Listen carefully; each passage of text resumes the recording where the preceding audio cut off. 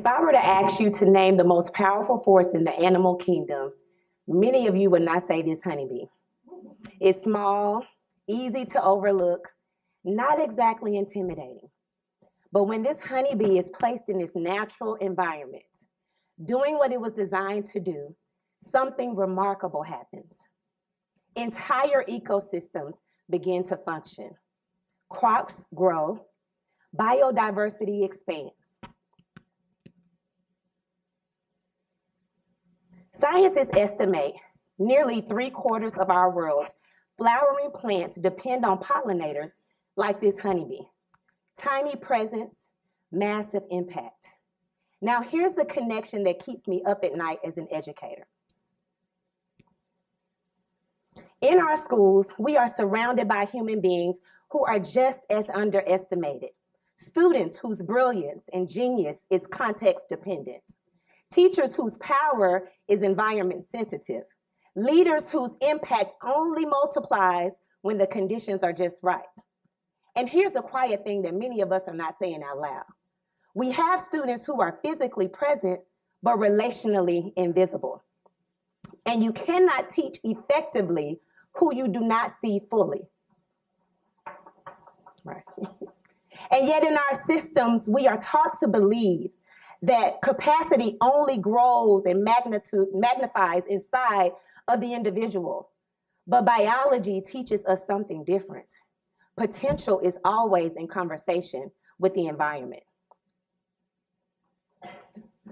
We spend enormous amount of energies in our schools asking the question, what do schools need to support student growth? And that's a noble pursuit. But here's what we need to ask, instead of just what do schools need, it is what do the bodies and the brains of every teacher and student need in order to make learning unstoppable? Because when we focus on what students and their bodies and their brains need, we can see things change. We can see relational equity begin to grow. And this is the missing lever, I believe, in education among many of our well-intentioned pursuits. Now, here's where it's going to get a little fun, and I need a bit of crowd participation. Now, my girl Aretha Franklin couldn't say it any better, but I need y'all to help. So I'm going to say the first line, and you say the next line. Y'all ready? Are you ready? Ready. All right, here we go. R-E-S-P-E-C-T. Okay, love it. Very good, very good. Respect. Let's take a deeper look at that word, respect. Let's break it down to its root. Re, meaning again. Spect, from the Latin root spectere, meaning to look or to see. Respect, to see again, to truly see the full human being in their full complexity. And yet there is something that happens when we do show up fully as ourselves in many of our schools. Sometimes there's a penalty. You either said that you're too loud, you're too quirky, you're too over the top, or here's my personal favorite, you're doing too much. Now, whether we're talking about students or teachers, the root problem remains the same, a lack of respect.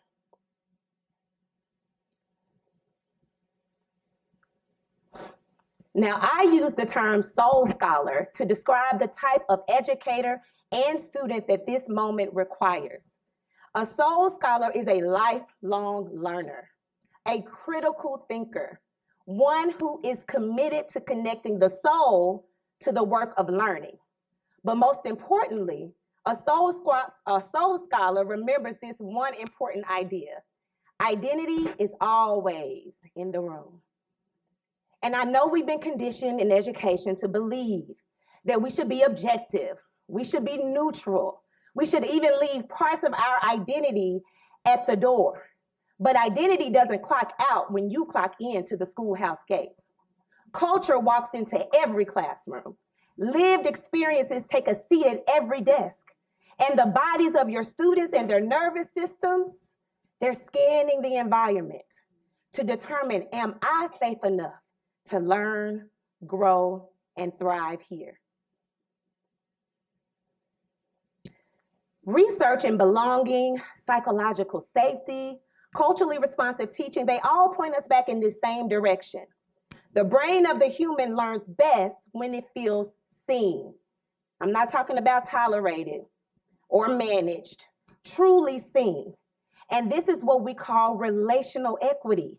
And it is the missing lever in education, and it is what we need to begin to actually close those academic and behavioral gaps. I've had the pleasure of working with educators across this country and even internationally. And I've seen what happens when teachers and leaders shift their mindsets and actually begin to operate as soul scholars. Classrooms get quieter, but even louder in the most beautiful way. And it's not because students are being controlled, hear me clear. It's because they are connected. And teachers report something unexpected as well.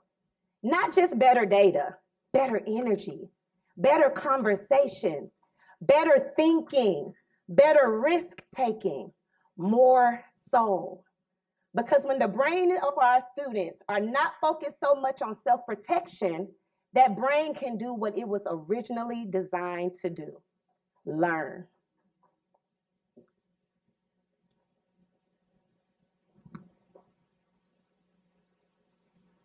So I close here with this invitation to every educator, to every leader, to every policymaker in the room.